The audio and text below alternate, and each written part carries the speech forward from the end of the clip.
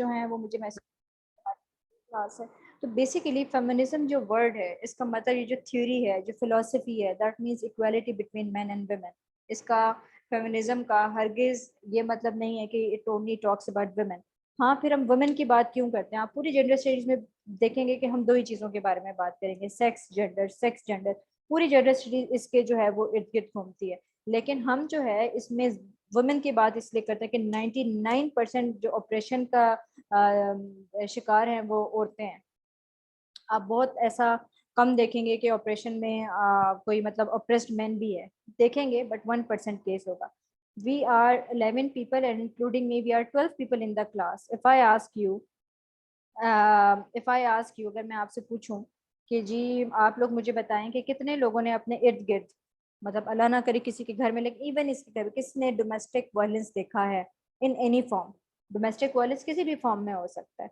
अगर मैं आपसे भी पूछूं, जिस तरह से ये मियाँ बीवी की लड़ाई और ज़्यादातर इसी फॉर्म में देखना है, देखा हुआ ना आपने, तो मैं आप ये देखें कि दुनिया में 99% है। इसका मतलब ये है कि हम दुनिया में कितनी आबादी है, उन सारी मिलियंस एंड ट्रिलियंस लोगों के अंदर भी, ठीक है, यहाँ पे हम 11 लोगों में भी एक बंदे ने भी कह दिया देखा, तो दैट मीन्स के पॉसिबिलिटी है।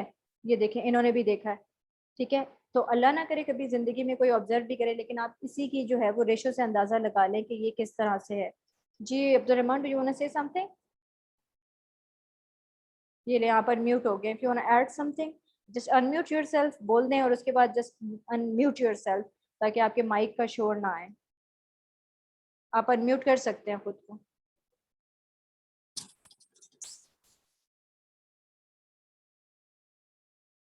आई can't hear you. Ahmad Ali, आप भी अपने आप को अनम्यूट कर सकते हैं। बच्चे को क्वेश्चन है तो आप अनम्यूट कर सकते हैं, आप बोलें।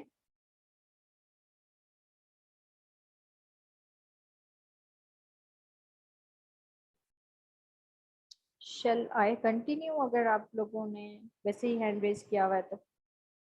Yes, ma'am. जी बताएं, you want to add something? Yes, ma'am.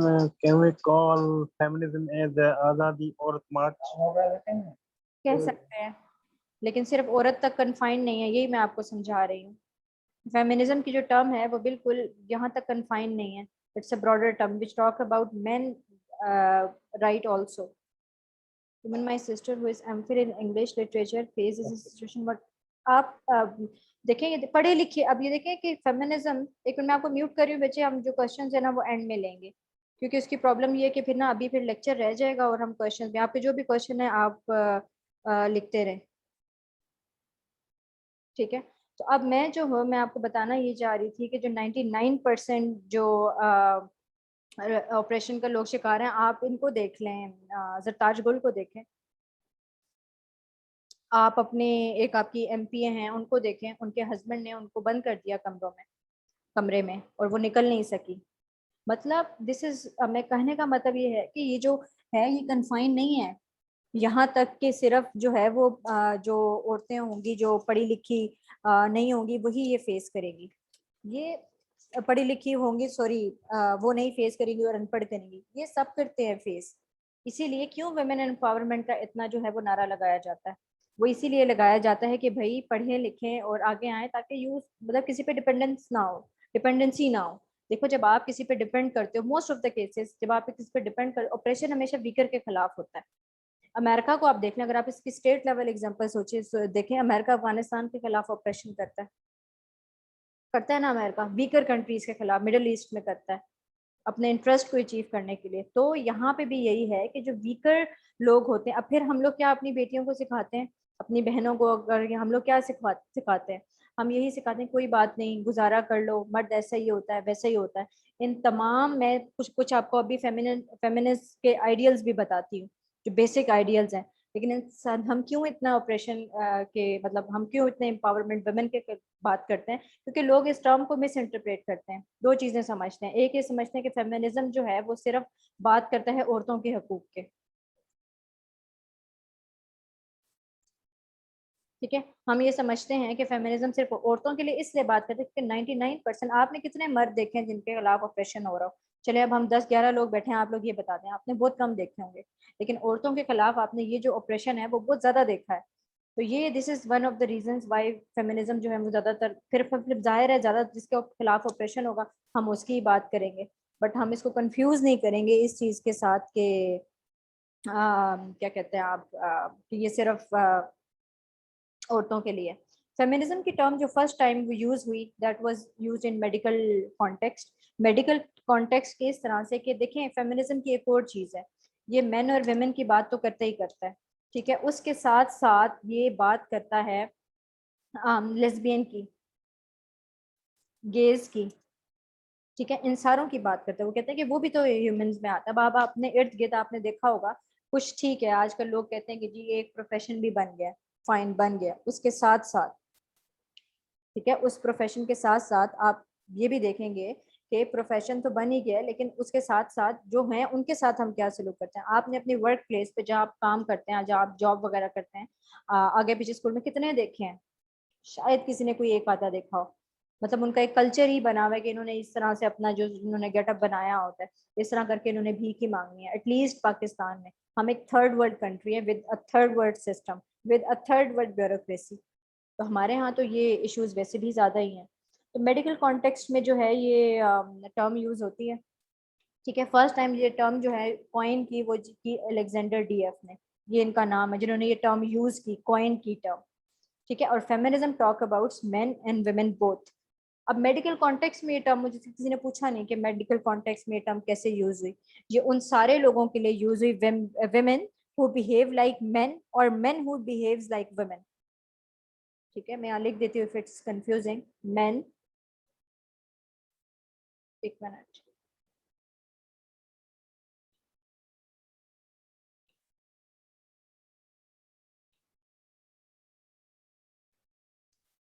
men who behaves like women and, क्या कंफ्यूजन है अली, मुझसे पूछें, साथ साथ पूछते रहा करें ना, जस्ट राइट इट हियर।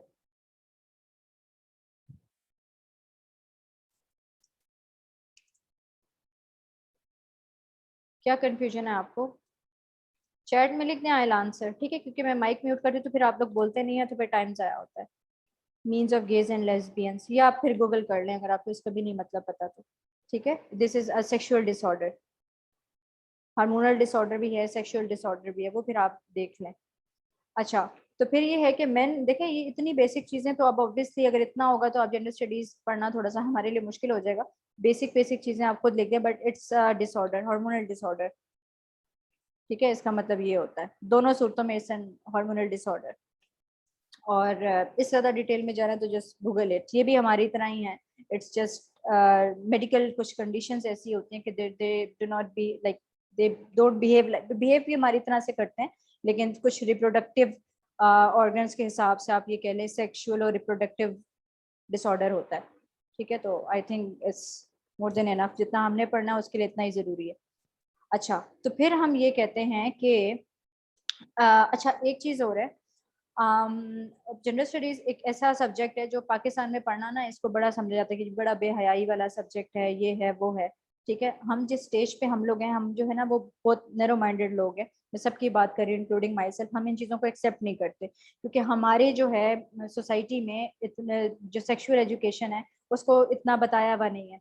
हमारी जो सेक्सुअल, मैं हमेशा स्टूडेंट से एक बात शेयर करती रहती हूँ, हमारी जो सेक्सुअल एजुकेशन के सोर्सेज है ना वो क्या है, पॉर्न, ठीक है, इधर उधर से पता चलना, मैगजीन्स, ये वो, हमारी जो है वो ये वाली एजुकेशन जो है वो हमें दी ही नहीं गई। तो इस वजह से क्या होता है, इस वजह से आप ये कह लें कि हम बाज़-औक़ात में पढ़ा रही होती हूँ ना, मैंने वीडियो इसलिए नहीं ऑन की कि आई एम रिकॉर्डिंग, अदरवाइज मैं वीडियो के साथ पढ़ाती हूँ। मैंने इसलिए नहीं पढ़ाई कि फिर क्या होता है कि जिन लोगों को नहीं पता होता ना, अवेयरनेस बहुत कम है, तो वो ये समझते हैं कि देखिए कैसी क्लास हो रही है, पता नहीं पॉर्न पढ़ा रहे हैं, क्या पढ़ा रहे हैं। तो प्लीज प्लीज प्लीज मेरी इसको सिर्फ सब्जेक्ट की हद तक लीजिएगा, and it's the reality of your society, इसमें कोई शेम नहीं है। आप लोग सब इस मेच्योरिटी लेवल पे हैं, आई होप। अब इसमें सारा आपने एक ही चीज पढ़ते रहना है, सेक्स जेंडर सेक्स जेंडर, तो इसलिए डोंट फील ऑफेंडेड, कुछ लोग हो जाते हैं, एंड डोंट फील इट, मुझे पता है सारे यहाँ पे प्रोफेशन है, सीएसपी बनने वाले हैं फ्यूचर में इंशाल्लाह, तो आई होप आप इतने प्रोफेशनल होंगे। तो इस टर्म, जिस तरह की टर्म्स यूज होंगे, अब ये फेमिनिज्म ने कहा है, फेमिनिस्ट ने कहा है, मैंने तो नहीं कहा, तो please please don't feel offended, खास तौर पे मर्द हजरात, अक्सर इस क्लास में फ्रेंड, मैम आप क्या कह रही, मैम आप तो मर्दों के खिलाफ हैं, हम क्या होते हैं, हम पैदा ना होते। भाई आप पैदा भी होते, सब कुछ होता है, ठीक है, आप हैं तो हम हैं तो आप हैं, ठीक है। इसीलिए इसको एज एन सब्जेक्ट ही ट्रीट कीजिएगा। और कुछ चीजें ऐसी होती हैं जो कुछ ज्यादा ही अप्रोप्रिएट नहीं होती कि मैंने डिस्कस करूँ, उसके लिए मैं आप लोगों को कह दूंगी जस्ट गूगल इट, और जितना आपको जरूरी होगा वो मैं आपको बता दूंगी। अप्रोप देखें पढ़ने के लिए तो देखें मेडिकल स्टडीज भी होती हैं, सब पढ़ना पड़ता है, हम उतने छोटे इमेच्योर बच्चे नहीं हैं। बट स्टिल होता ये है कि एक बार मेरे साथ ये हो चुका है, एक टीचर के हैं उनके साथ भी हो चुका है कि किसी ने इस तरह से रिकॉर्डिंग यूट्यूब पे चढ़ा दी, तो फिर मतलब वो इशू होता है, ठीक है। तो इसीलिए मैंने वीडियो भी नहीं ऑन की, और मैं इसलिए मैं पहले ही हर क्लास में जो है वो ये चीज़ मेंशन कर देती हूँ।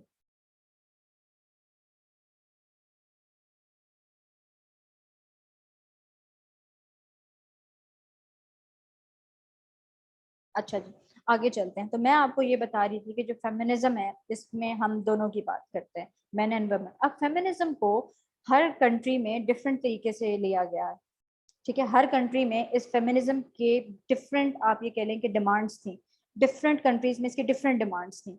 अगर आप मतलब उसी तरह से इस टर्म को पोर्ट्रे किया गया, अगर आप यूएसए में, और ये क्वेश्चन बहुत इंपॉर्टेंट है, आज अगर आप यही डेमोस क्लास भी लेते हैं, आगे नहीं भी आते, ठीक है, इंशाल्लाह I will see you on Monday, but अगर कोई नहीं भी सेशन ज्वाइन कर सकता फॉर एनी रीजन, तो आप ये देखेंगे कि ये क्वेश्चन आपका पेपर का एक तैयार हो गया है।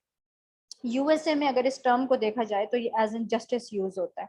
यूएस के लोग जो हैं, अब देखें एडवांस हैं, हमारी तरह थोड़ी हैं। उनके प्रॉब्लम क्या है जी, जस्टिस। औरतों को और क्या चाहिए, अबॉर्शन राइट्स, क्योंकि आपको पता है वहां पे मैरिज इंस्टीट्यूशन तो है नहीं, कॉन्ट्रैक्ट मैरिज है। अगर out of that contract marriage अगर कोई औरत प्रेग्नेंट हो जाती है तो वो यही कहते हैं कि हमें अबॉर्शन राइट चाहिए, बिकॉज फिर क्या होगा कि लड़का कहीं और चला जाएगा और वो जो सारी बच्चों की जिम्मेदारी है वो उस पर आ जाएगी, तो दे डिमांड अबॉर्शन राइट्स। और वैसे भी कि जी सेक्सुअल जब वायलेंस हो उसके आप नतीजे में अगर कोई बच्चा पैदा हो जाता है तो आसान तो नहीं है बच्चे पालना। तो अगर यूएसए की डिमांड देखें, वो फेमिनिज्म इस एम्पावरमेंट की जंग में क्या डिमांड करते हैं, I will provide notes. Khalid अभी बिल्कुल आप समझें, सही है, I will definitely provide notes. जिन्होंने हैंड रेज किया, just please write down your questions here in the comment box, I will provide complete notes, और मैं बुक भी आपको बता दूंगी जो आपने लेनी है।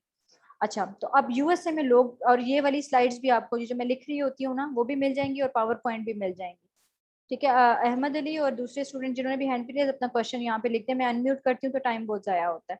I will answer your question साथ साथ में।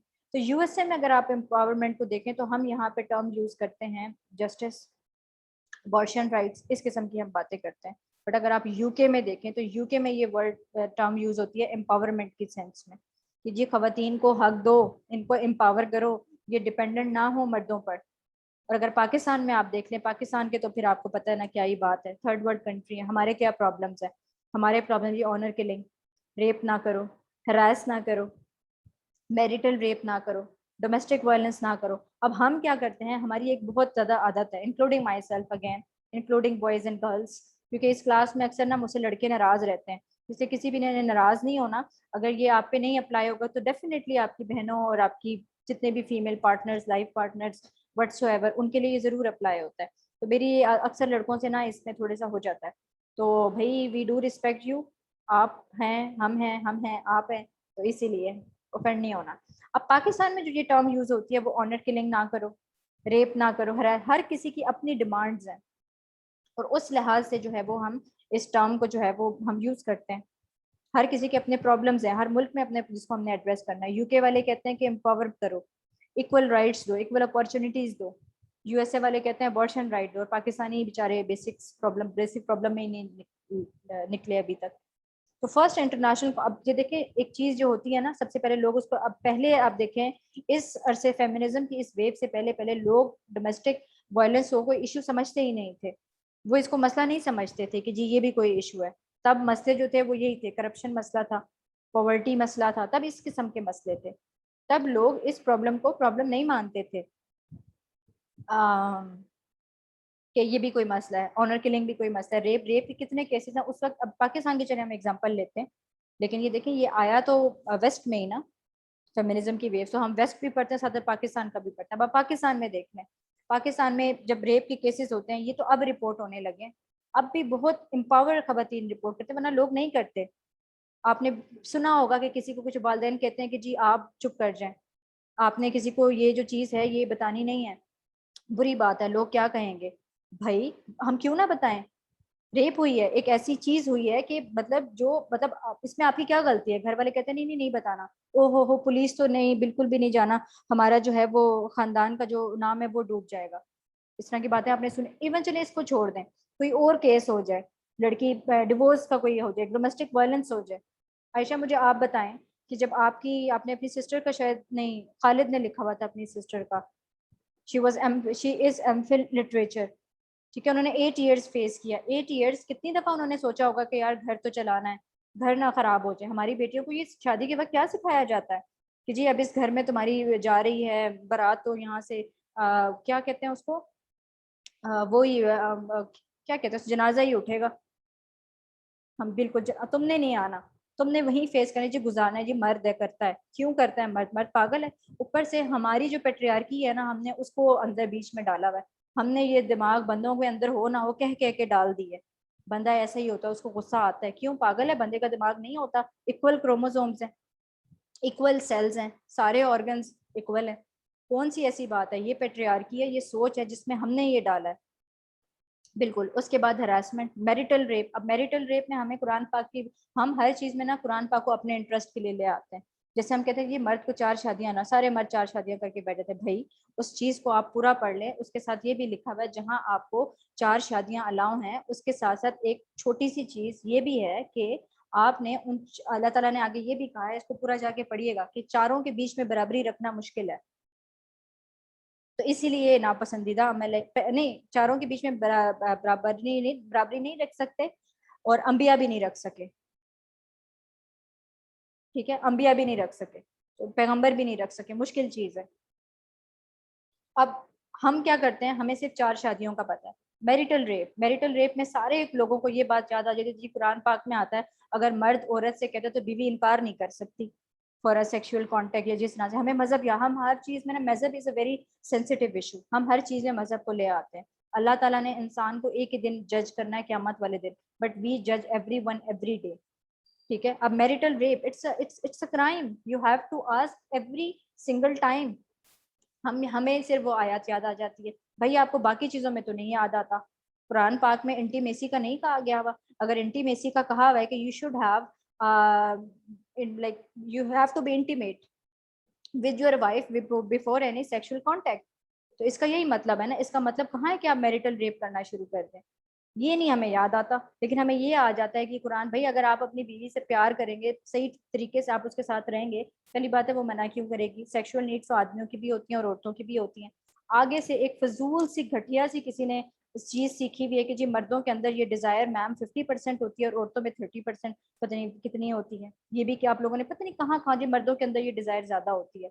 पेट्रियार्की जो आपकी सोच है ना, ये चीज आपकी सोच में होती है, जेंडर में नहीं होती।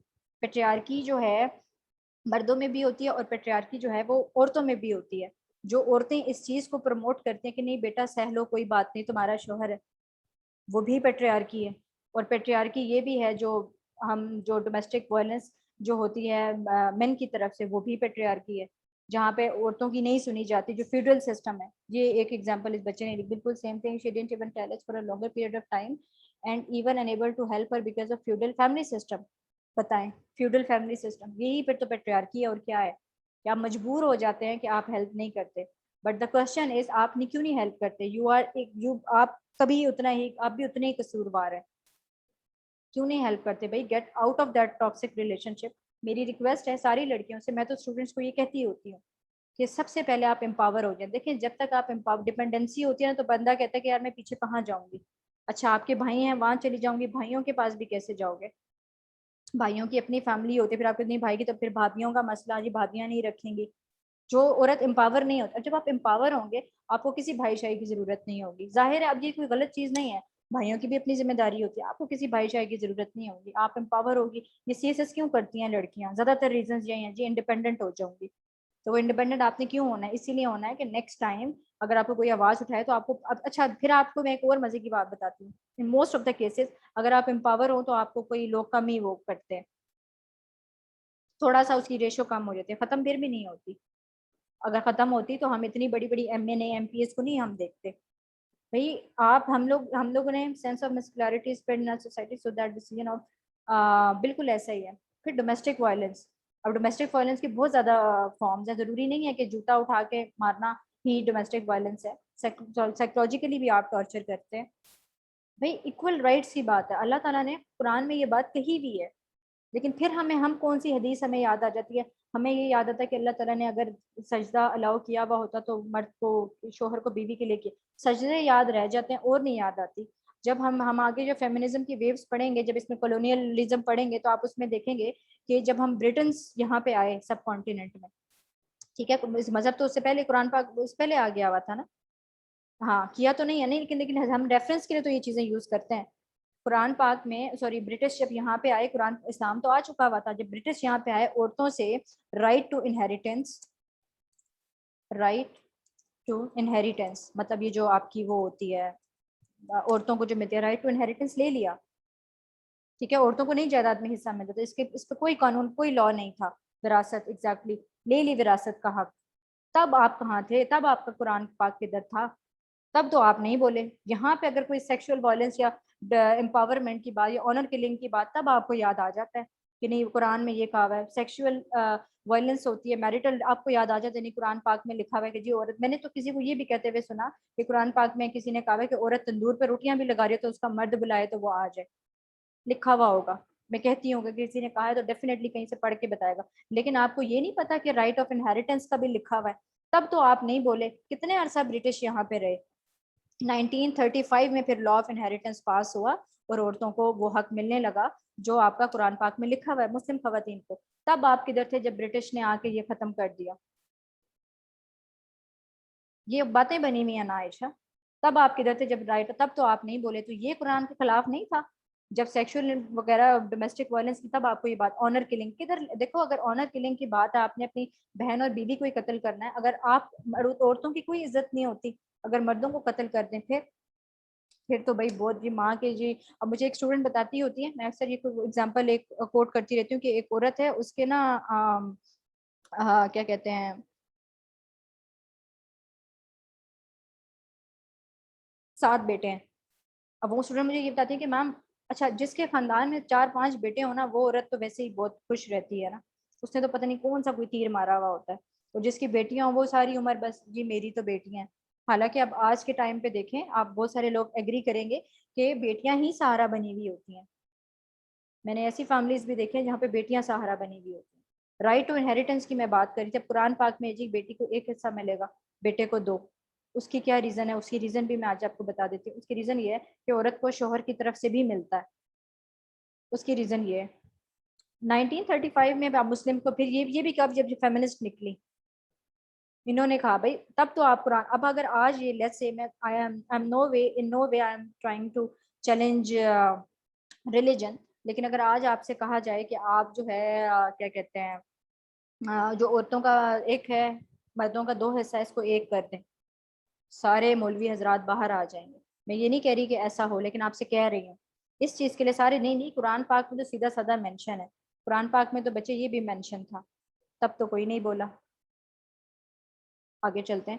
First international conference of women होती है 1892, ठीक है, कॉन्फ्रेंस होती है, और उसमें जो है प्रॉपरली उसके बाद लिटरेचर में फेमिनिज्म का जो है वो वर्ड आना शुरू हो गया। वर्ड जो है वो लिटरेचर में यूज होना शुरू हो गया। ठीक है, तो प्रमोशन ऑफ, अच्छा, हम जो है फेमिनिज्म को दो तरह से यूज करते हैं। एक दफा हम इसको एज एन आइडियोलॉजिकली यूज करते हैं कि ये एक आइडियोलॉजिकल टर्म है, सॉरी एक आइडियोलॉजी है। दूसरी दफा हम इसको यूज करते हैं कि it's a movement where women have been subjugated and that subjugation is on the basis of sexuality। क्योंकि जेंडर स्टडीज में हम दो ही बात करते हैं, सेक्स एंड जेंडर।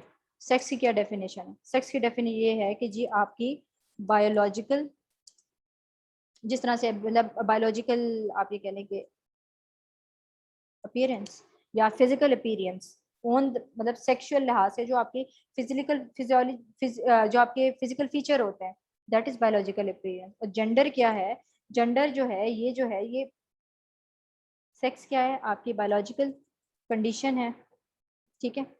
और आपका जेंडर क्या होता है? जेंडर होता है आपका सोशली कंस्ट्रक्टेड। देखें, औरत होना और मर्द होना, ये सोशली कंस्ट्रक्टेड है। आपको किसने बताया था पहले दिन कि जी आप लड़की हैं तो आपका काम है रोटी बनाना, गोल रोटी बनाना, आपने अपने मर्द को सर्व करना है। जब बात आती है इक्वालिटी की, फिर अगर दोनों जॉब करें तो दोनों एक दूसरे की हेल्प करेंगे। कहीं ये नहीं लिखा हुआ। हुजूर पाक सल्लल्लाहु अलैहि वसल्लम अपने काम खुद नहीं करते थे? करते थे। आपने ये कहाँ से सीखा? पहली बात, हमारी मेंटालिटी, क्योंकि हम ब्रिटेन्स के साथ, सॉरी, सब कॉन्टिनेंट में इंडियंस के साथ रह के गए, ये उनका कल्चर है, ये इस्लाम का नहीं है। आपका थोड़ा सा पाकिस्तान में ये वाला मसला है। और दूसरी बात है, अगर ऑल वर्ल्ड वाइड देखें तो तब भी ये जो है ना एक सोशली आप ये कह लेंगे कंस्ट्रक्टेड चीज है। औरत औरत जो है जी, हम कोई पिंक कलर की आदमी कोई शर्ट देख रहे हैं, पता है oh it's so feminine. Even जो कोल्ड ड्रिंक आती है ये मेरिंडा और Fanta, oh it's so feminine, feminine drink, pink colour हो जाए, नहीं वो जी फेमिनिन है, औरतों वाला कलर है। हम अक्सर कहते हैं आपको किसने कहा पिंक औरतों वाला कलर है? सोशली कंस्ट्रक्टेड चीज है। मैं यूं बोलती, मैं लड़की हूं तो मैं यूं करूंगी, करूंगी, ये इसको कहते हैं लैंग्वेज सेक्सिज्म। करूंगी, अगर मैं कह दूं ना करूंगा, तो आप फौरन कहेंगे लड़कों की तरह क्यों बोल रही हो? क्यों? क्योंकि सोशली कंस्ट्रक्टेड चीज है। सेक्स तो सिर्फ एक ही चीज बताता है, आपकी बायोलॉजिकल अपीयरेंस। बायोलॉजिकल मतलब मीन्स कि जो आपका थोड़ा सा जो जेनिटल्स का फर्क है, और तो कोई चीज आपका सेक्स नहीं बताती। बाकी सारा कुछ जो है वो कंस्ट्रक्टेड है, सोशली कंस्ट्रक्टेड है। औरत, लड़के छोटे से होंगे ना गाड़ियों से खेलेंगे, लड़के छोटे से होंगे, ये सारे जेंडर हैं। लड़के छोटे से होंगे वो उससे खेलेंगे, what do you call it, गाड़ियों से, ठीक है। लड़कियों को जो घर वाले शुरू से ही वो घर घर खेल रही होती है, ये सब क्या है? ये सारा कुछ जेंडर, सोशली कंस्ट्रक्टेड एक जेंडर, ये जेंडर रोल्स होते हैं। जैसे लड़कियों को बोलते हैं लड़कों की तरह ना बैठो, क्या है ये? Socially constructed. तो ये सारा जो है ये चीज हम पढ़ते हैं। तो अब यहाँ पे आप आ जाएं, फिर फेमिनिज्म क्या होता है? फेमिनिज्म यही होता है कि promotion of such ideology or movement which women where women have been subjugated and that subjugation is on the basis of sexuality। क्योंकि सेक्स के बेसिस पे डिफरेंस किया गया है ना, तो सेक्सुअलिटी की बेसिस पे कि अगर जी लड़की हो इंजीनियरिंग की पायलट कैसे बन सकती है? आप अभी भी देख लें, आपकी एएमसी में विमेन कैडेट खत्म कर दी हैं। पायलट एफआईए में 17 ग्रेड से 22वें ग्रेड तक कोई औरत नहीं है, सिर्फ इसलिए कि लड़की ना हो। जॉब्स आती हैं उस पर लिखा होता है मेल्स ओनली। वाई? तो ये सारी जो चीजें हैं जो सेक्सुअल बेसिस पे आपको सिर्फ आपकी फिजिकली जो सेक्सुअल ओरिएंटेशन है उसकी वजह से किया जाता है। So they need to be given equality, this is feminism. The person who promote it is called feminist. अगर जितनी बातें मैंने भी आपको बताई हैं, अगर आप इन सब से एग्री करते हैं तो भाई आप मुबारक हो, आप भी फेमिनिस्ट हैं। और अगर आप नहीं करते तो फिर आप एंटाई फेमिनिस्ट हैं। इसमें जरूर, अब हम कहते हैं कि फेमिनिस्ट सिर्फ औरतें होती हैं, ये किसने कहा है कि फेमिनिस्ट सिर्फ औरतें होती हैं? फेमिनिस्ट कोई भी हो सकता है जो विमेन इक्वालिटी और विमेन एम्पावरमेंट पे बिलीव करता है। मैं कुछ आपके वो फेमिनिस्ट के जो हैं वो आइडियल्स बताती हूँ। फेमिनिस्ट के सबसे बड़े आइडियल्स ये हैं जिन पे फेमिनिज्म बात करते हैं डिफरेंट वेव्स पे। मैं आपको आज ये बेसिक फेमिनिस्ट आइडियल्स तक ही पढ़ाऊंगी, ठीक है। उसके बाद मतलब अब हम रेगुलर क्लासेस इस तरह मंडे से शुरू करेंगे तो मैं उसमें आपको सारा प्लान दे दूंगी, ठीक है। अब बेसिक फेमिनिस्ट आइडियल्स क्या हैं, ये मैंने ओवरऑल आपको फेमिनिज्म समझा दिया। एक्सपैंड ह्यूमन चॉइसेस, फेमिनिज्म क्या चाहते हैं? फेमिनिस्ट जो होते हैं वो क्या चाहते हैं? Expand human choices. भाई अगर लड़का मेकअप आर्टिस्ट बनता है तो बनने दो, हो सकता है उसके दिमाग में आर्ट्स आर्ट्स में ज्यादा चलता है, नहीं लड़का मेकअप आर्टिस्ट है यार, ये क्या लड़कों को नहीं, क्या ये लड़कियों वाला कलर पहना हुआ है, क्या यार लड़कियों वाले काम करते हो? लड़के अगर इंजीनियरिंग के खिलाफ कोई डिग्री चूज, डॉक्टर के अलावा कोई, क्या यार क्या काम करते हो? पायलट लड़कियां बन रही, लड़के बनते हैं पायलट। तो ये चीजें आपको किसने सिखाई? ये सारी सोशली कंस्ट्रक्टेड हैं। फिर है जी एलिमिनेटेड जेंडर स्ट्रेटिफिकेशन। इसका क्या मतलब है? जेंडर स्ट्रेटिफिकेशन यही होती है कि जब आप जो है वो जेंडर रोल्स की बात करते हैं, यही ये लड़की है घर संभालेगी, लड़का है बाहर काम करेगा। सेक्सुअल वायलेंस, अब सेक्सुअल में हम सेक्सुअलिटी में हम ये कहते हैं कि जो सेक्सुअल इंटीमेसी, सेक्सुअल कॉन्टैक्ट या ड्यूरिंग इंटरकोर्स, हम ये कहते हैं कि जो आदमी है वो एक्टिव रोल प्ले करता है और औरतें पैसिव रोल प्ले करती हैं, ऑब्जेक्टिफाई होती हैं, एक like they act as an object during the intercourse. आदमी जो है वो एक्टिव रोल प्ले करते हैं। अब यहाँ से हम कहते हैं, फेमिनिस्ट ये कहते हैं कि यहाँ से मेंटालिटी में एक चीज बैठ गई है कि जी ये यहाँ पे ऑब्जेक्टिफाई हो रही है तो हमने सारी जिंदगी इनको ऑब्जेक्टिफाई ही करना है, इनकी कोई चॉइस नहीं है। भाई ह्यूमन बॉडी है, ठीक है, लड़कों की भी लड़कियों की भी इसकी डिजायर्स हैं, नीड्स हैं, इंस्टिंक्ट्स हैं, और वो सबकी सेम है। They are not confined to gender only. और ऐसा कुछ भी नहीं है कि इसकी ज्यादा है उसकी कम है, ये हमने बढ़ा चढ़ा के और जहन में डाल दिए, एंड दैट इज पेट्रियार्की। फिर हमें चाहिए इक्वल अपॉर्चुनिटी। इक्वल अपॉर्चुनिटी में जब बात ये है कि इक्वल अपॉर्चुनिटी में, अब दीपिका पादुकोण की एक मूवी थी, वो वाली सुल्तान मूवी, उसका मैं रेफरेंस देती होती हूँ। उसमें सलमान खान के साथ दीपिका पादुकोण आनी थी, उन्होंने कहा कि जी हम इसको इतना पे करेंगे, आपको इतना। उन्होंने मूवी नहीं की, उन्होंने कहा कि भाई क्यों, आप मुझे क्यों कम पे करेंगे। तो उन्होंने इसको आंसर इस तरह से किया कि हम जो है वो आपको इसलिए कम पे करेंगे क्योंकि वो तो हीरो है ना। उनका क्यों, जब रोल इक्वल है, वो हीरो मैं हीरोइन, क्यों। तो पेपर में खुदा के लिए सुल्तान मूवी का ना रेफरेंस दे के आइएगा। इक्वल अपॉर्चुनिटी का मतलब कि भाई जब इक्वल अपॉर्चुनिटी दें और इक्वली पे करें, ठीक है। And rejection to discrimination, stereotyping, objectification.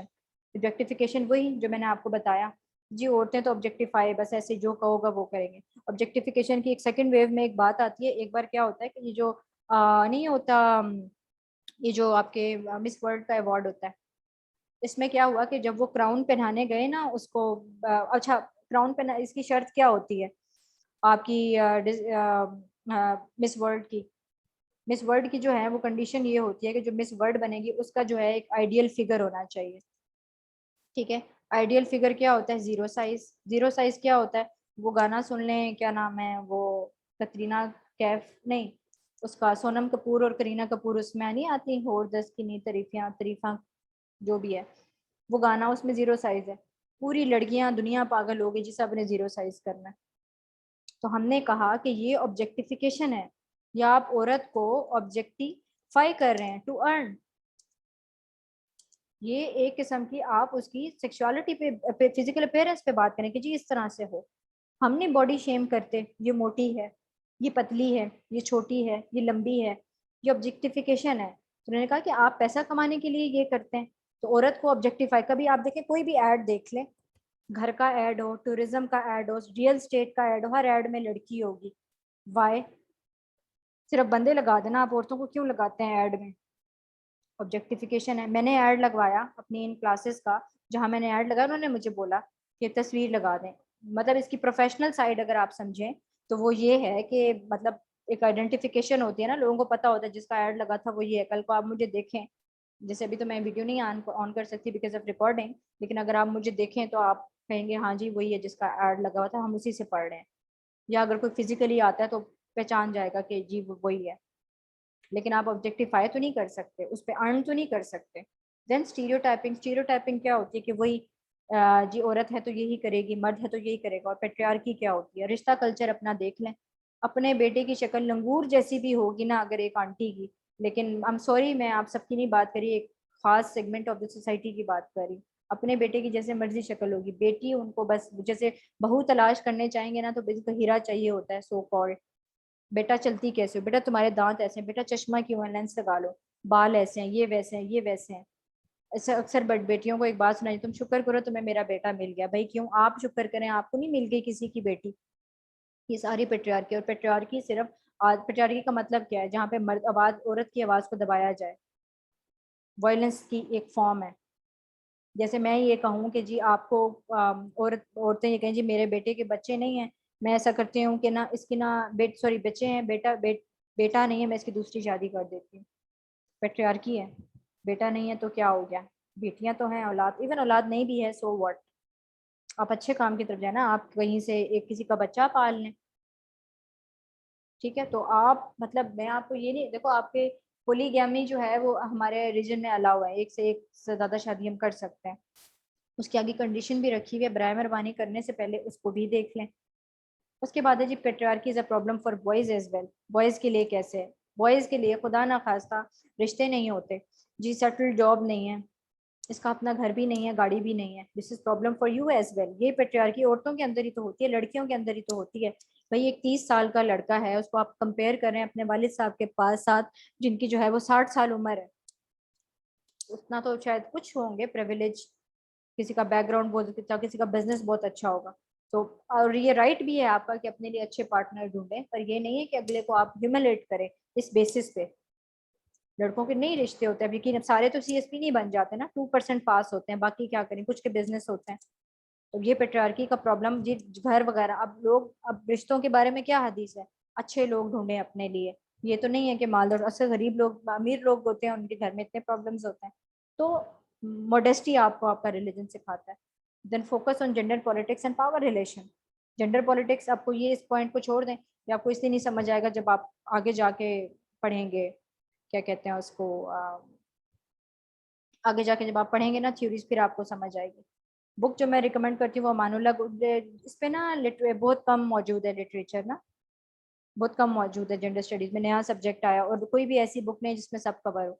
लेकिन अमानुल्लाह गोंदल साहब की बहुत अच्छी किताब है, ये मैं स्टूडेंट से कहती हूँ ले लें, और एसपी अमार साहब के नोट्स मैं खुद आपको दे देती होती हूँ, ठीक है, और मेरे नोट्स, तो it's more than enough to cover the CSS का जो सिलेबस है। ठीक है, तो अगर आप कहते हैं तो मैं आपको एक, जी बिल्कुल, कोर्स की आउटलाइन फॉलो करूंगी और सारा कोर्स जो है वो कवर होगा। आगे ये थ्योरीज हैं, बट आई थिंक टाइम बहुत ज़्यादा हो गया, 11:30 हो गए, तो आप लोग अपने काम भी होंगे, डिनर वगैरह रहता होगा। तो अगर आप डेमो के लिहाज से देखें तो मेरे ख्याल में इट्स इनफ। मैं रिकॉर्डिंग स्टॉप करती हूँ और आपके क्वेश्चन ले लेती हूँ।